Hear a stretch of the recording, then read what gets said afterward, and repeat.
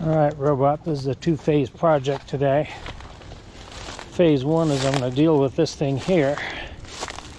It's come to my attention that one of my water leakage problems is likely because of the fact that that one right there is crooked.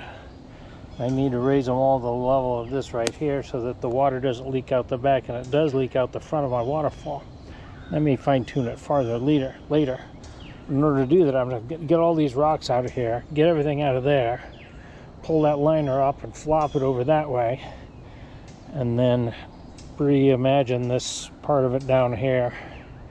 I don't know what that's going to look like yet.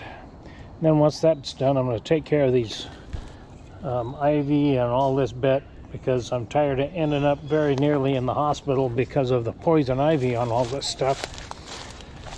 So while I'm still on the steroids, on the Benadryl and all that, I'm going to try to smother this out. Got it?